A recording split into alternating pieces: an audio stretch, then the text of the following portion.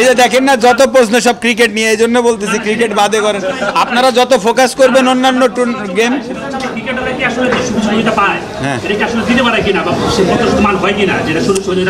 এটা আবার আর এক ধরনের কোশ্চেন হলো। এটা আমি মনে করি যে সব কিছু সমন্বয় দরকার।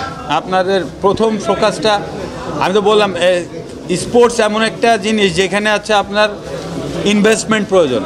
স্পোর্টস এমনি এমনি হবে না। এখন ইনভেস্টমেন্ট করতে গেলে ফোকাস থাকতে হবে, সেখানে আপনারা রিলেটেড, সেখানে স্পন্সরশিপ রিলেটেড, সব কিছু সমন্বয় হলে সেই গেমসটা আস্তে আস্তে বেড়ে যাবে। মানে স্পোর্টসে আপনি ক্রিকেটের কথা বলেন, এখন কি হচ্ছে আজকে স্পন্সরশিপ বাংলাদেশ ক্রিকেট বোর্ডের কত আছে আপনি দেখেন, অন্যান্য ফেডারেশনের এই অবস্থায় নাই। খুব স্বাভাবিক ব্যাপার যে ইনভেস্টমেন্ট যত থাকবে তত প্লেয়ারদের ফ্যাসিলিটিস বাড়বে, প্লেয়ার তৃণমূল থেকে তত বেড়ে আসবে। বাংলাদেশের প্রত্যেকটা মানুষই এক্সপেক্ট করছে যে বাংলাদেশ ভালো করবে, যেখানেই যায় যেভাবে যায়। তো আমার প্রত্যাশা অবশ্যই ভিন্ন কিছু হবে না।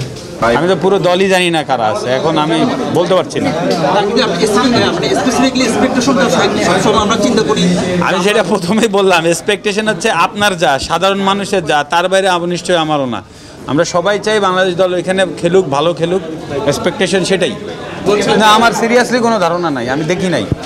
কমন প্লেয়ার যে কজনের নাম দেখেছি, শুনেছি, সোশ্যাল মিডিয়ায় কিছুটা দেখেছি, কিন্তু পুরো টিম আমি এখনো দেখিনি।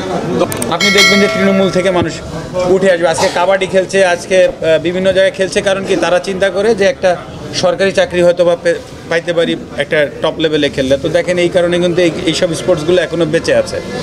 আপনি যদি সরকারি চাকরিটা বন্ধ করে দেন, এইসব স্পোর্টসও মরে যাবে। তো এই কারণে বলছি যে এই সমন্বয়টা জরুরি, এবং সেই স্টার্টটা আপনাদের থেকে হতে পারে যে সব স্পোর্টসকে এইভাবে সাপোর্ট করা, যে আপনারা অন্তত একটু ফোকাসে আনা, যাতে স্পোর্টসটা মানে শুধু ক্রিকেট না, সব ধরনের খেলাধুলার জন্য বাংলাদেশে এগিয়ে